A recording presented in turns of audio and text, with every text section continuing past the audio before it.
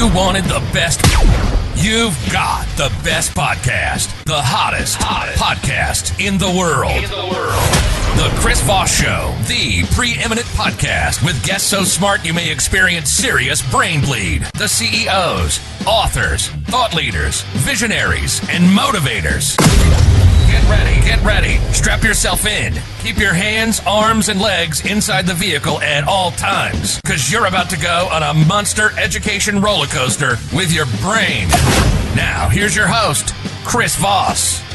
Hi, folks. It's Voss here from thechrisvossshow.com. The Chris Voss Show. Welcome to the big show, my family and friends. We certainly appreciate you guys being here. We are, of course, the Chris Voss Show. The family that loves you, but doesn't judge you, at least not as harshly as your mother or mother-in-law. Now, go clean your room. No, I'm just kidding, folks. Anyway, guys, go to goodreads.com/Chris Voss, youtube.com/Chris Voss. What else is there? There's the big LinkedIn group, 130,000 people, linkedin.com newsletter. That's very popular over there. You can go check that out. There's one for myself and for the Chris Voss Show. And so that should be pretty cool.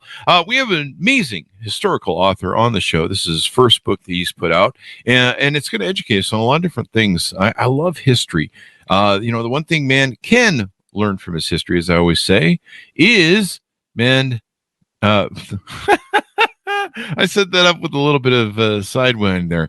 The one thing man can learn from his history is that man never learns from his history, and thereby we just go round and round and make all the same mistakes. So the great historians, journalists, and authors that come on the show, they help educate us so that we learn stuff so that we'll be smarter, brillianter, and more sexy in the eyes of others, but also to learn stuff so we don't make the same mistakes again, and maybe we can create a better future. So that's important. We have Nick Tabor on the show, and Nick Tabor is on the show with us today. He is the author of Africatown, America's Last Slave Ship and the Community It Created. Welcome to the show, Nick. How are you? Very good. Thanks for having me. There you go. And Nick, you're a freelance journalist whose work has appeared in New York Magazine, the New Republic, the Washington Post, and the Paris Review, and elsewhere. You live in New York, and it's your first book. Welcome to the show. Congratulations on the new book. Give us a .com where people can find you on the interwebs. Yeah, it's just my name, nicktabor.com. There you go. Nick, what motivated you want to write this book? Well, this book originated when I was on staff at New York Magazine in 2018. There was this book coming out called Barracoon, written by Zora Neale Hurston. She wrote it in the 1920s, but it wasn't published for 90 years.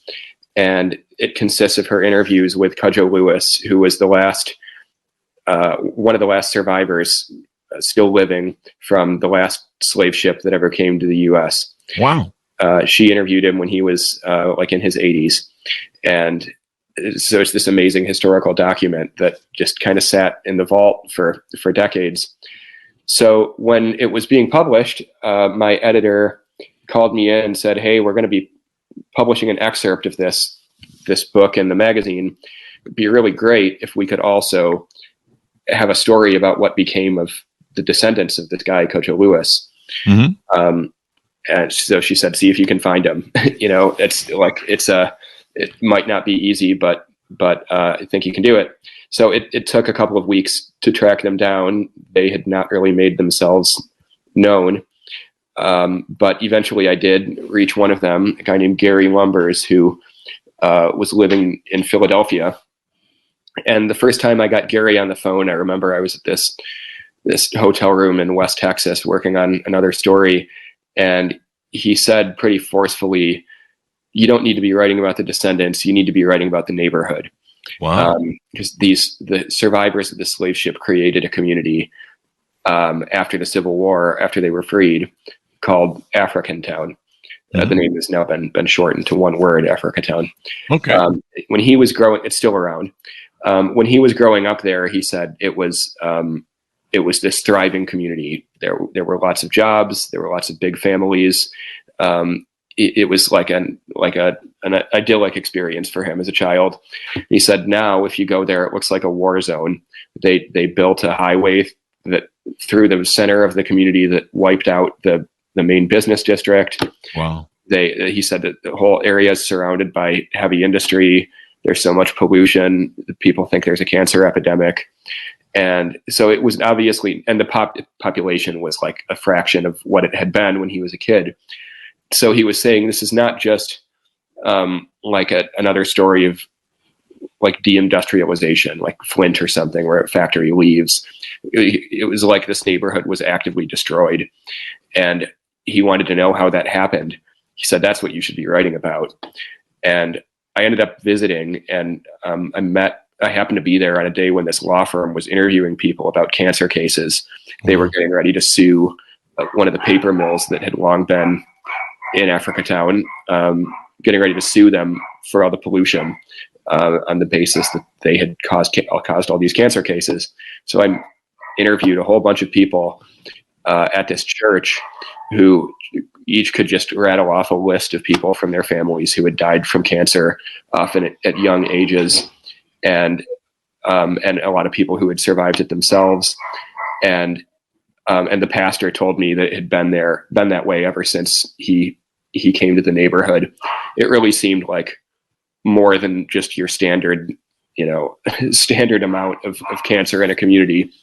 So it left a stark impression on me. I kept thinking, what is the link between the slave ship and the pollution?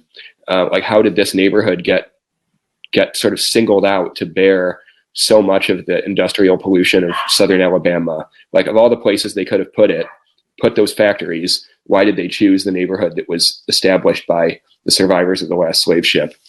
Wow. And so I wanted to piece it together. So I kept thinking, I wish I could just move down there and devote myself to that full time and really piece together all of those links decade by decade.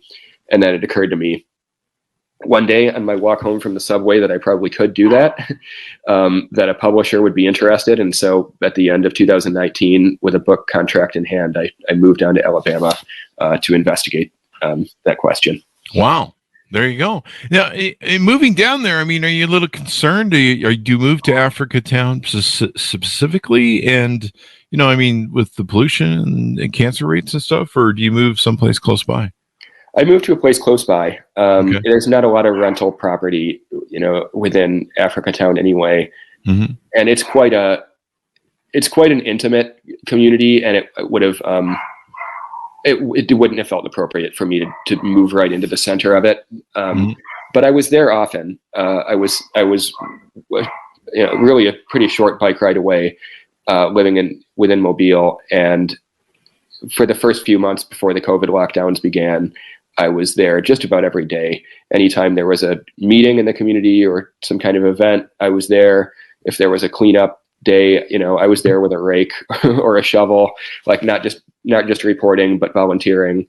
So I immersed myself in the place as much as I could. There you go. And so the book is a story that's not only about the original, this slave ship, the last slave ship. It's about this community, and then also what's kind of billed as environmental racism. Yeah, that's true. I mean, the story of the slave ship itself is pretty riveting, I should say. It's worth giving some background on that, I think. The voyage began in the spring of 1860. Mobile was one of the largest port cities in the United States. It was third, in fact, right after New York and New Orleans. Like, so much cotton being moved in and out of Africatown, or of Mobile.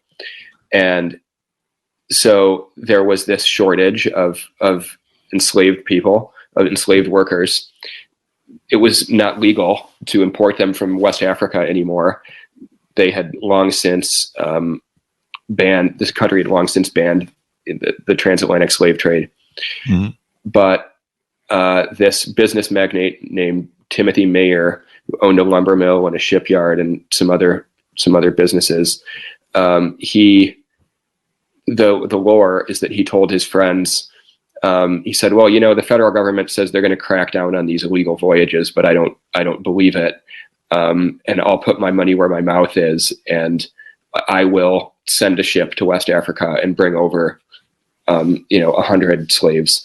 And I'm going to prove that the federal government isn't serious, and that, you can still get away with this.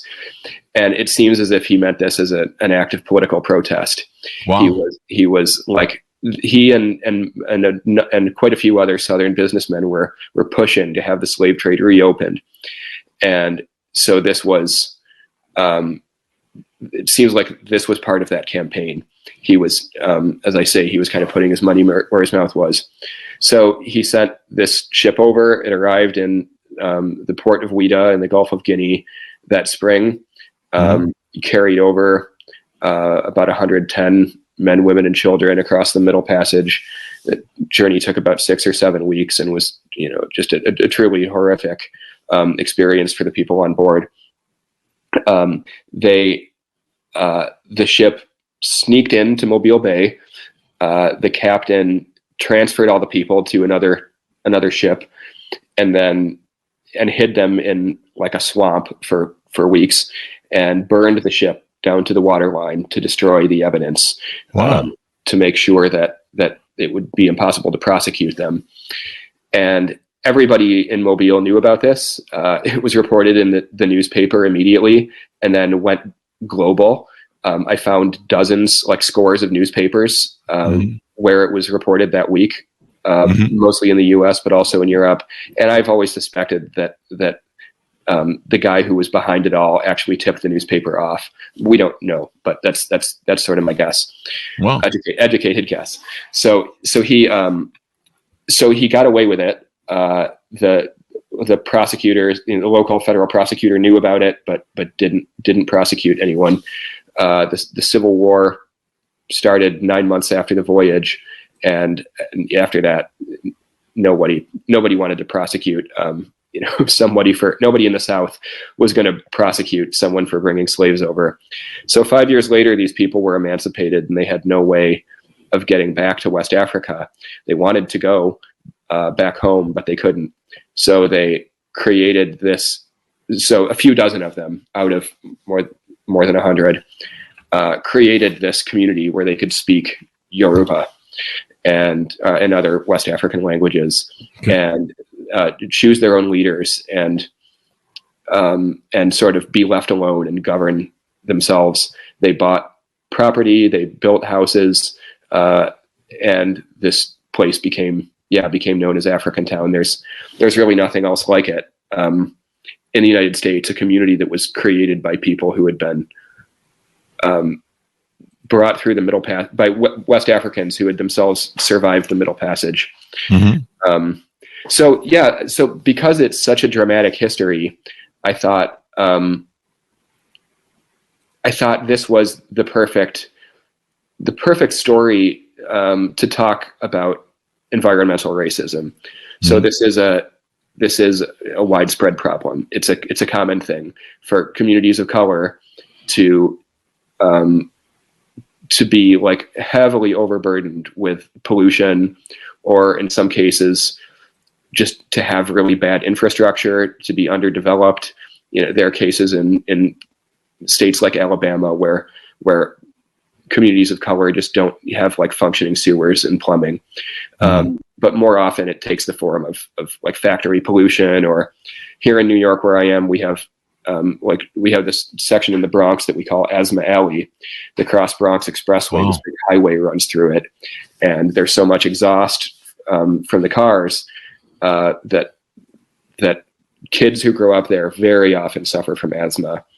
And in so many of these cases, the racial composition of the neighborhood is directly linked to the development patterns and the ways that factories got sited there or highways got built there.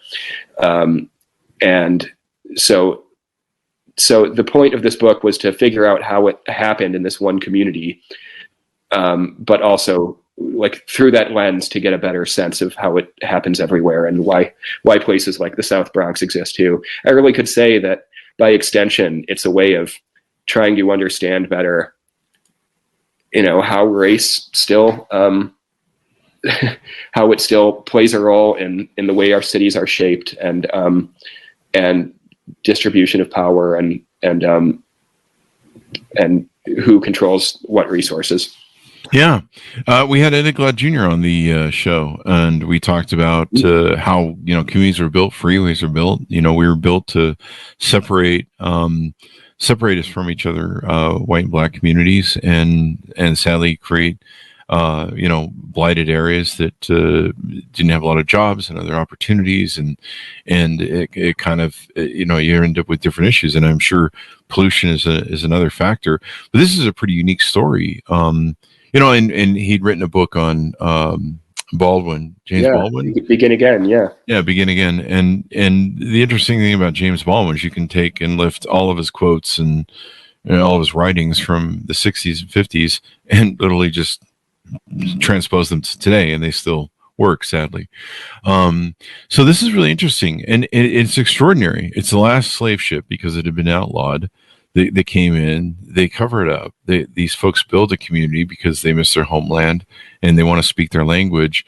And then, so what happens after this? Does basically robber barons or people of industry, white people of industry, take advantage of them by coming in with pollution generating things? And then, you've got Jim Crow laws that come in and different things like that. How does it evolve from there to where now it's become incredibly polluted and they have cancer issues? Kind of like it kind of almost seems like who's that one gal? Aaron Brockovich movie sort of thing. Mm-hmm. Yeah. It is quite similar. Yeah. I was able to find answers in the course of my couple of years of research. I always think that you have to go back to Reconstruction right after the Civil War to understand the broader story. So right after the war, it was unclear what the North, what the federal government was going to do for the black people in the South who had just been set free.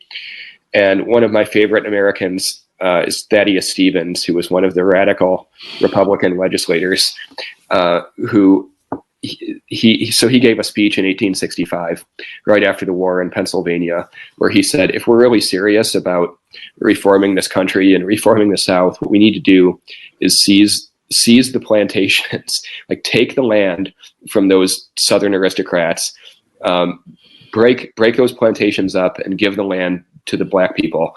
And he said, we'll accomplish two things that way. We'll create this broad class of black entrepreneurs, yeoman farmers. At the same time, we'll also break up the planter class and shatter their power and their hold on Southern politics and the economy for good. It obviously did not happen. Like the Confederates, the Confederate traders did not have their land taken away from them. And so part of the reason I bring it up is that people like Timothy Mayer, the guy who chartered this slave voyage, would have been exactly the kind of person who would have been targeted by a policy like that.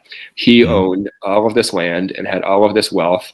And if a proposal like Thaddeus Stevens' idea had gone through, then that wealth, that land and that wealth would have been redistributed to, probably did some of the people that he brought over on the Clotilda. Instead, he held on to it. He passed it on to his kids. In around the turn of the century, all these Jim Crow laws were passed.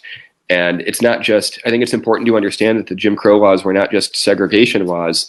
They were also, like all of the Southern governments, starting with Mississippi, created new laws, or in some cases rewrote their constitutions to systematically strip black people of their voting rights. Wow.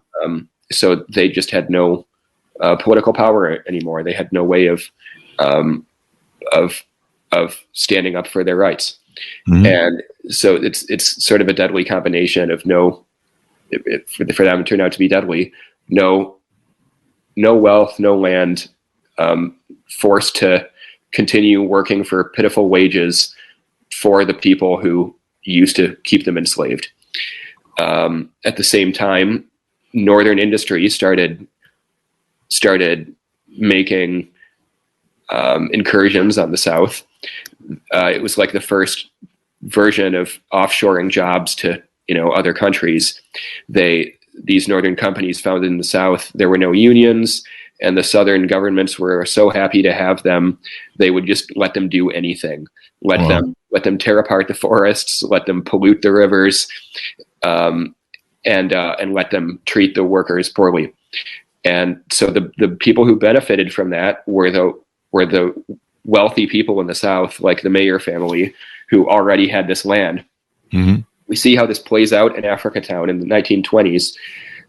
The largest paper company in New England approached the Chamber of Commerce in Mobile and said, "We want to build a paper factory somewhere in your county.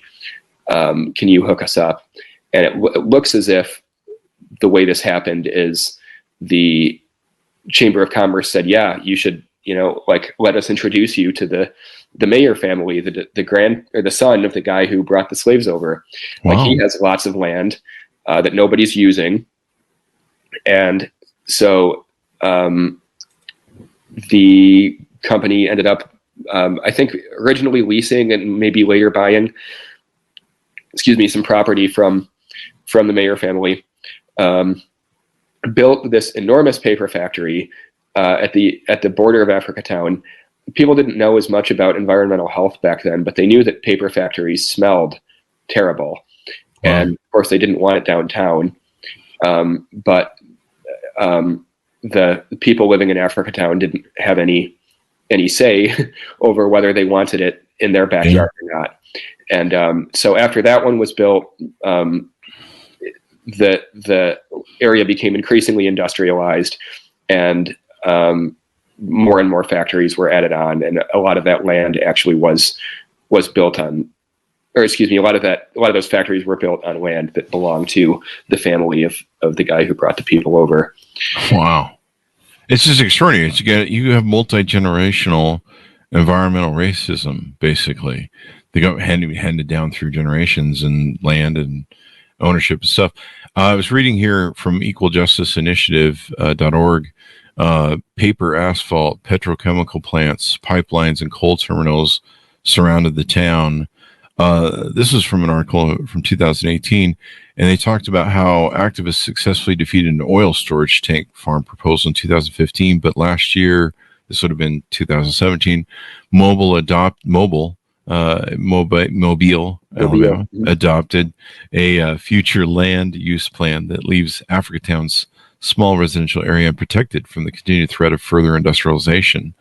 So, even as recently as a few years ago, this sort of issue is going on. I was also reading The Guardian that from that same time in 2018, Senator Cory Booker and EPA environmental justice lead was looking into it.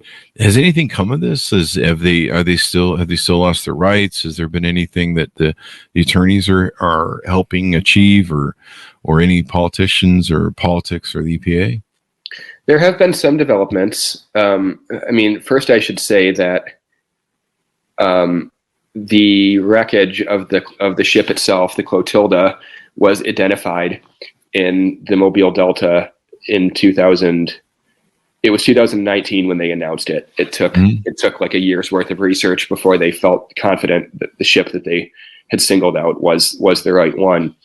And that was an extraordinary piece of news. It's very few slave wrecks have ever been found off of the American coastlines, and this one is probably the most intact of any slave ship we've ever identified.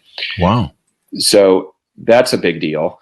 The people in Africatown are trying to, they feel like their best hope for protecting the community and restoring the housing and bringing some jobs. They think their best hope is to make it sort of a heritage tourism destination. Yeah.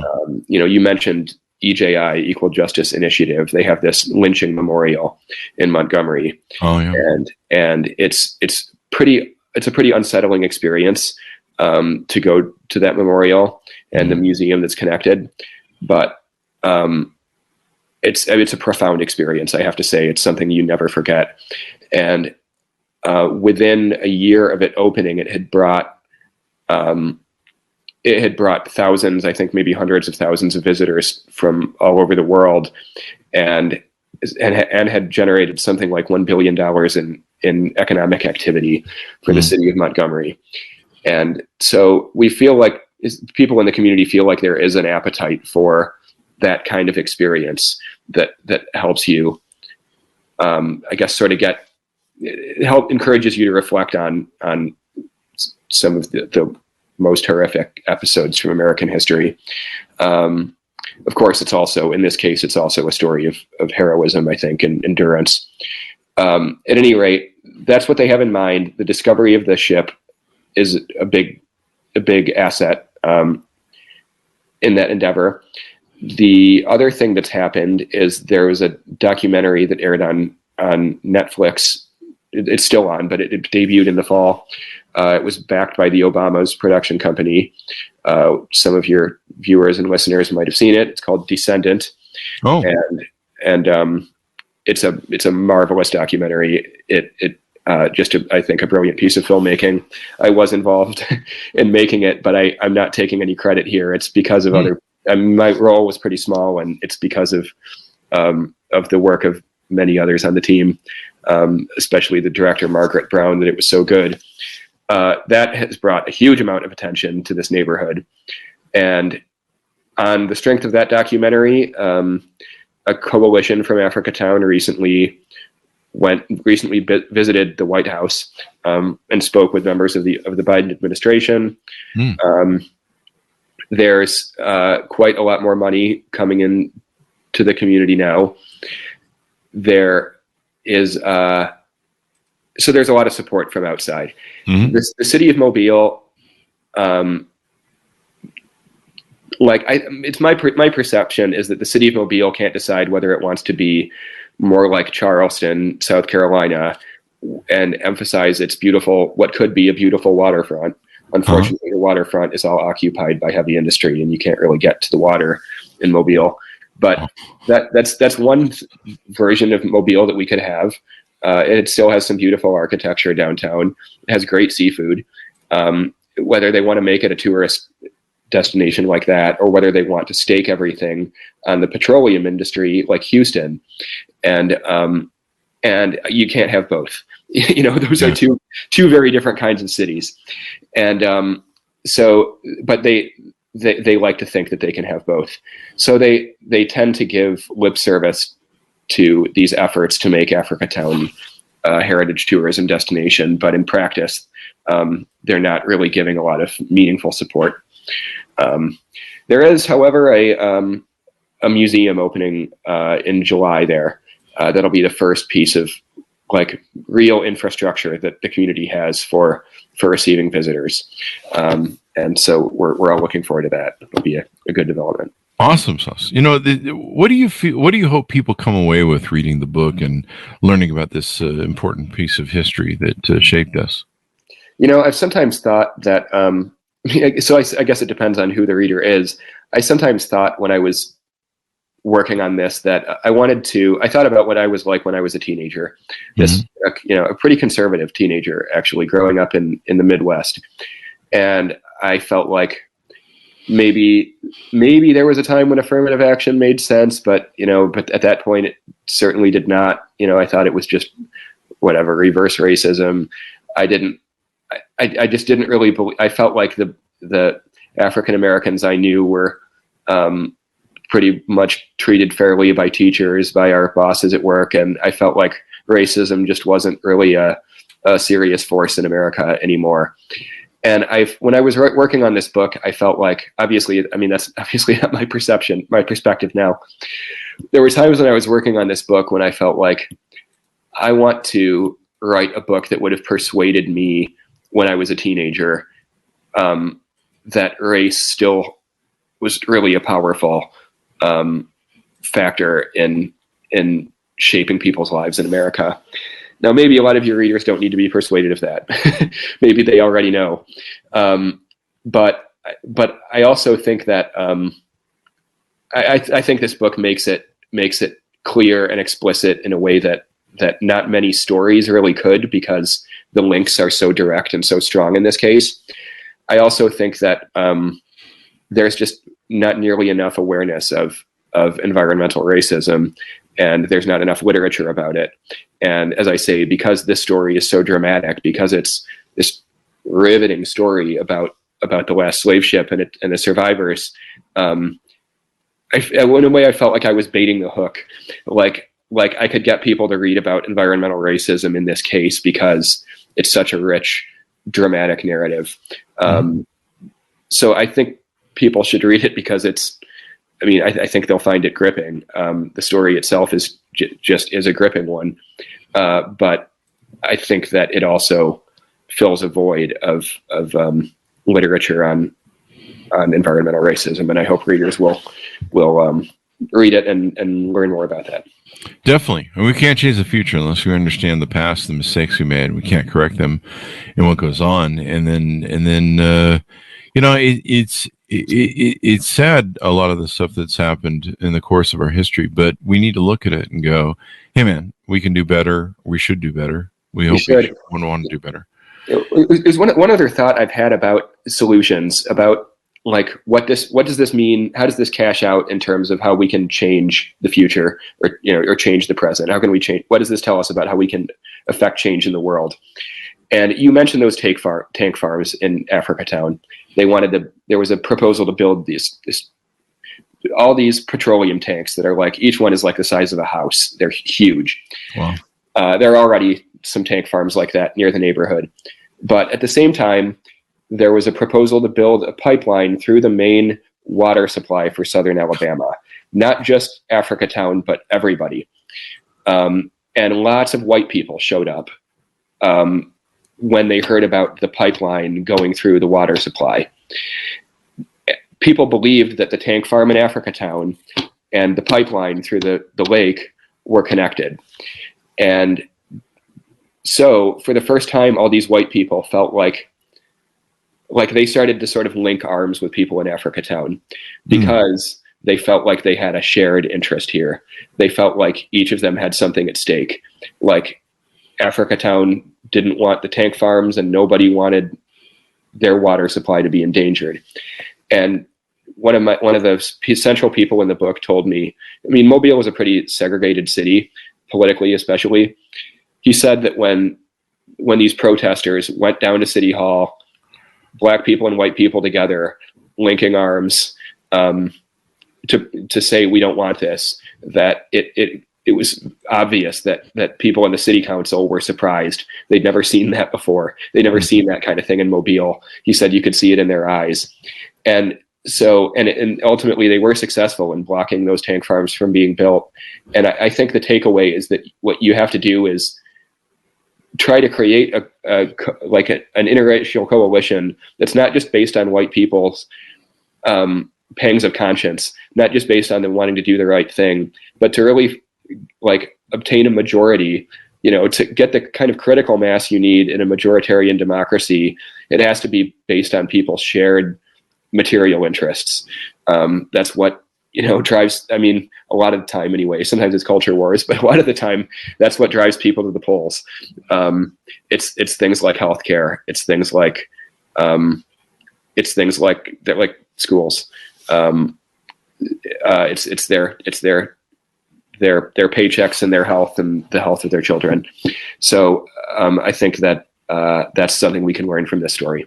There you go. I love what you said there. It's a great little vignette.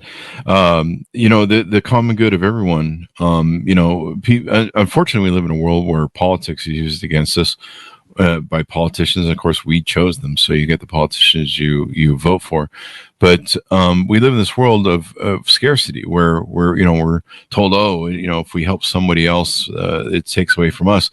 And really, when you study America in its early years, the rising tide lifts all boats. That's the beauty of America. It's the melting pot of the ideas and people and cultures and races and people from all walks of life that have made America great and have contributed in so many different ways. And so we need to, books like this help us understand that the rising tide lifts all boats. We need to help everybody, because when everybody wins, we all win. And when we live in this scarcity mindset, we're just sitting and fighting, clawing over scraps, and meanwhile, billionaires are wandering off laughing or something. And you're just right. like, Yeah, that's the thing. I think you have to identify the actual malefactors, whether it was, the railroad companies in the 1800s, or, or the oil companies and maybe the tech companies and the banks today. Like it's not the people who have no power, like, undocumented immigrants who are making your life worse. It's the people who control all the resources. So yeah, it's very interesting. Well, wonderful to have you on the show. Give us your .com so people can have you on the check you out on the interweb and get to know you better. For sure. It's nicktabor.com, Tabor. There you go. Thanks, Nick, for coming on the show. We really appreciate it. Thank you. It's been a pleasure. Thanks to my audience for tuning in. Go to goodreads.com/Chris Voss, youtube.com/Chris Voss, and all the other crazy places we are on the interwebs, the LinkedIn, etc. Thanks for tuning in. Be good to each other. Stay safe, and we'll see you guys next time. All right.